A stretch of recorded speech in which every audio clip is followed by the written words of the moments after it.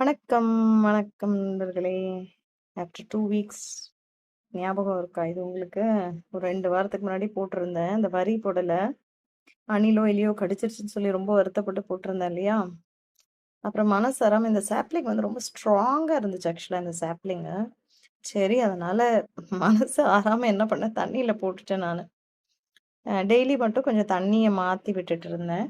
ம். ஸோ, இப்போ நான் 1 வீக் வீட்ல இல்ல.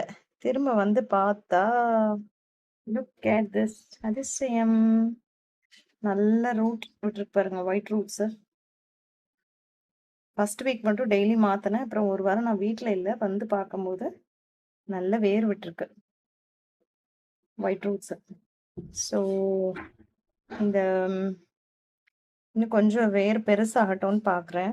கொஞ்சம் பெருசானதும், ஆ இத எடுத்து திரும்பவும் பாட் பண்ணுவேன். So, I am very happy. இது போகல. நமக்கு இருக்கணும்னா இருக்கும் போல. பார்க்கலாம்.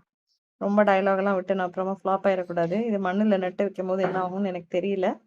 பட் இப்போதைக்கு எனக்கு தண்ணீல போட்டு ரூட்ஸ் வந்துருச்சு. எனக்கு ரொம்ப சந்தோஷம். ஓகே. இவங்களுக்கு வந்து என்னுடைய தோட்டத்துல இடம் இருக்கா? அப்படின்னு கொஞ்ச நாள் கழிச்சு தான் தெரியும். Happy for this. Thank you. Bye bye நண்பர்களே.